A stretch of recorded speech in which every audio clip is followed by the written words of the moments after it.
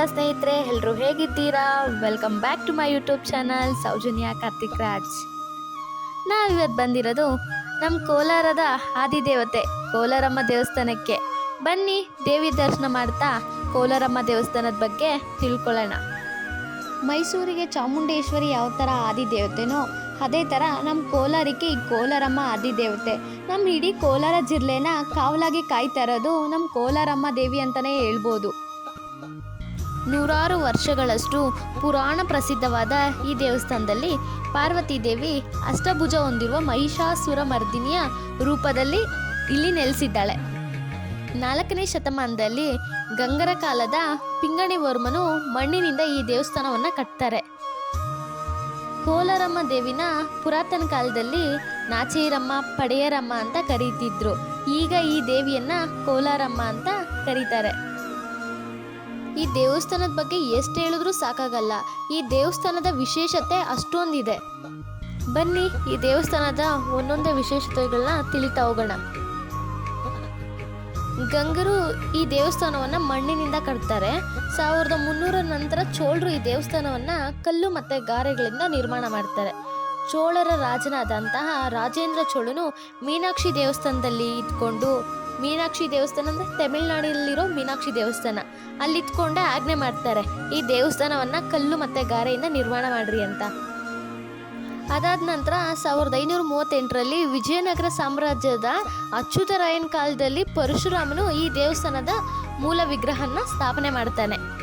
ಈ ದೇವಸ್ಥಾನಕ್ಕೆ ಇನ್ನೊಂದು ಇತಿಹಾಸ ಇದೆ.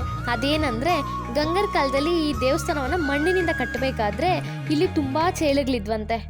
ಜನರು ಆಚೆ ಕಡೆನೂ ಬರೋಕ್ಕಾಗದಿರೋಷ್ಟು ಚೇಳುಗಳು ಇಲ್ಲಿ ಇತ್ತಂತೆ.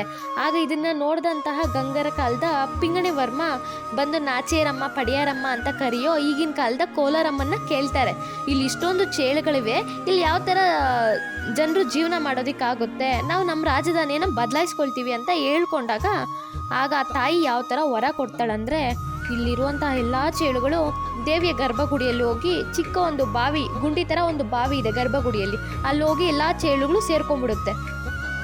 ಇಲ್ಲಿರೋ ಎಲ್ಲ ಚೇಳುಗಳು ಗುಂಡಿ ಒಳಗಡೆ ಹೋಗಿ ಸೇರ್ಕೊಂಡಿದ್ದ ನಂತರ ಗಂಗರು ಇಲ್ಲಿ ತಮ್ಮ ರಾಜಧಾನಿಯನ್ನು ಮುಂದುವರಿಸ್ತಾರೆ. ಈ ದೇವಸ್ಥಾನದ ವಿಶೇಷತೆ ಏನಂದರೆ ಇಲ್ಲಿ ಚೇಳುಗೂ ಪೂಜೆ ಮಾಡ್ತಾರೆ. ಈ ದೇವಸ್ಥಾನ ಹಿಂದಿನ ಕಾಲದಲ್ಲಿ ಎಷ್ಟು ಪ್ರಸಿದ್ಧಿಯಾಗಿತ್ತು ಅಂದರೆ ವರ್ಷದ 365 ದಿನಗಳಲ್ಲಿ 360 ದಿನಗಳು ಈ ದೇವಸ್ಥಾನದಲ್ಲಿ ಹಬ್ಬ ಹರಿದಿನಗಳು ನಡೀತಿತ್ತಂತೆ. ಹಿಂದಿನ ಕಾಲದಲ್ಲಿ ಈ ದೇವಸ್ಥಾನದಲ್ಲಿ ಎಮ್ಮೆ, ಕುರಿ, ಮೇಕೆಗಳನ್ನ ಬಲಿ ಕೊಡ್ತಾ ಇದ್ರಂತೆ. ಎಷ್ಟರ ಮಟ್ಟಿಗೆ ಅಂದರೆ ಆ ಬಲಿಪೀಠದ ತೂಗು ಏನಿರುತ್ತೋ ತೂಗಿನ ಮೂಲಕ ಬರ್ತಾ ಇರೋ ರಕ್ತ ನೀರು ಹರಿದಂಗೆ ಹರಿತಾ ಇತ್ತಂತೆ. ಅಷ್ಟರ ಮಟ್ಟಿಗೆ ಇಲ್ಲಿ ಪ್ರಾಣಿಗಳನ್ನ ಬಲಿ ಕೊಡ್ತಾ ಇದ್ರಂತೆ. ಆಗ ಇಲ್ಲಿನ ಮತ್ತೊಂದು ವಿಶೇಷತೆ ಏನಂದರೆ ಇಲ್ಲಿ ಈ ತಾಯಿನ ನೇರವಾಗಿ ದರ್ಶನ ಮಾಡೋಂಗಿಲ್ಲ. ಕನ್ನಡಿ ಮುಖಾಂತರ ದರ್ಶನ ಮಾಡಿ ನಂತರ ನೇರವಾಗಿ ದರ್ಶನ ಮಾಡಬೇಕು. ಆ ದೇವಿಯ ದೃಷ್ಟಿ ನಮ್ಮ ಮೇಲೆ ನೇರವಾಗಿ ಬೀಳಬಾರ್ದು ಅಂತ ಮೊದಲು ಕನ್ನಡಿಯಲ್ಲಿ ದರ್ಶನ ಮಾಡಿ ನಂತರ ಆ ದೇವಿ ದರ್ಶನ ಮಾಡಬೇಕು ಅಂತಾರೆ. ನನಗೆ ಮೊಬೈಲು ಒಳಗಡೆ ಅಲೋ ಮಾಡಲಿಲ್ಲ, ವಿಡಿಯೋ ಮಾಡೋದಕ್ಕಾಗಲಿ ಫೋಟೋ ಹಿಡಿಯೋದಕ್ಕಾಗಲಿ ಒಪ್ಪಿಗೆ ಕೊಡಲಿಲ್ಲ ಅವರು. ಹಾಗಾಗಿ ನಾನು ಸರಿಯಾಗಿ ತೋರ್ಸೋಕ್ಕಾಗಲಿಲ್ಲ, ದಯವಿಟ್ಟು ಕ್ಷಮೆ ಇರಲಿ. ಇಲ್ಲಿ ಚೇಳಮ್ಮ ಅನ್ನೋ ದೇವಿ ಇದೆ. ಇಲ್ಲಿ ಚೇಳಿಗೂ ಪೂಜೆ ಮಾಡ್ತಾರೆ. ಯಾರಿಗಾದ್ರೂ ಚೇಳಿನ ಕಡಿತ, ಚೇಳಿನ ಕಾಟ ಜಾಸ್ತಿ ಇದ್ದರೆ ಇಲ್ಲಿ ಬಂದು ಪೂಜೆ ಮಾಡಿಸ್ತಾರೆ, ಹರಕೆಗಳನ್ನ ಹೊತ್ಕೊತಾರೆ. ಇಲ್ಲಿ ಕೆಲವೊಂದು ವಿಗ್ರಹಗಳಿದೆ. ಅದರಲ್ಲಿ ಗಣೇಶ ವಿಗ್ರಹ ಒಂದಿದೆ ಮತ್ತು ಬೇರೆ ಬೇರೆ ವಿಗ್ರಹಗಳಿದೆ. ಇದ್ರ ಬಗ್ಗೆ ಮಾಹಿತಿ ನನಗೆ ಅಷ್ಟೊಂದು ಗೊತ್ತಿಲ್ಲ. ಮೇ ಬಿ ಚೇಳಮ್ಮ ವಿಗ್ರಹನೇ ಇರಬೇಕು ಅಂದ್ಕೊತೀನಿ. ಅಷ್ಟೊಂದು ಮಾಹಿತಿ ನನಗೆ ಇದ್ರ ಬಗ್ಗೆ ಗೊತ್ತಿಲ್ಲ. ಯಾರಿಗಾದ್ರೂ ಇದ್ರ ಬಗ್ಗೆ ಮಾಹಿತಿ ಗೊತ್ತಿದ್ರೆ ನನಗೆ ಕಮೆಂಟ್ ಬಾಕ್ಸಲ್ಲಿ ತಿಳಿಸಿ.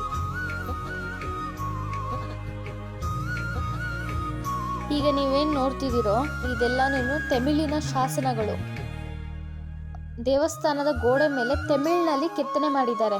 ರಾಜೇಂದ್ರ ಚೋಳರು ತಮಿಳಿನವರಾಗಿರೋದ್ರಿಂದ ಈ ದೇವಸ್ಥಾನದ ಕಲ್ಲಿನ ಮೇಲೆ ಪ್ರತಿಯೊಂದೂ ತಮಿಳಿನಲ್ಲೇ ಶಾಸನಗಳನ್ನ ಕೆತ್ತನೆ ಮಾಡಿದ್ದಾರೆ.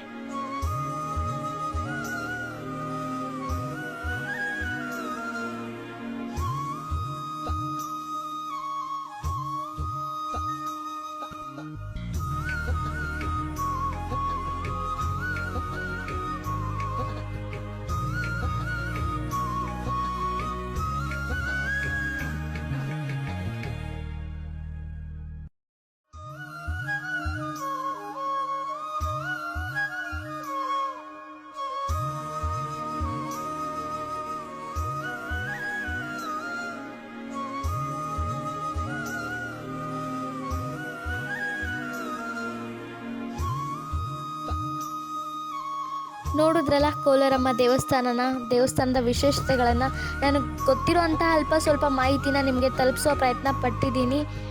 ನಾನು ಈ ಮಾಹಿತಿ ನಿಮ್ಗೆ ಇಷ್ಟ ಆದರೆ ದಯವಿಟ್ಟು ನನ್ನ ವಿಡಿಯೋನ ಲೈಕ್ ಮಾಡಿ, ಶೇರ್ ಮಾಡಿ. ಹಾಗೆ ಯಾರ್ಯಾರು ಫಸ್ಟ್ ಟೈಮ್ ನನ್ನ ವಿಡಿಯೋನ ವಾಚ್ ಮಾಡ್ತಾ ಇದ್ದೀರೋ ನನ್ನ ಚಾನಲ್ನ ಸಬ್ಸ್ಕ್ರೈಬ್ ಮಾಡ್ಕೊಳ್ಳಿ. ಇದೇ ಥರ ಸಪೋರ್ಟ್ ಮಾಡ್ತಾಯಿರಿ ಅಂತ ಹೇಳ್ತಾ ಇವತ್ತಿನ ವಿಡಿಯೋನ ಎಂಡ್ ಮಾಡ್ತಾ ಇದ್ದೀನಿ. ಬಾಯ್ ಬಾಯ್, ಟೇಕ್ ಕೇರ್.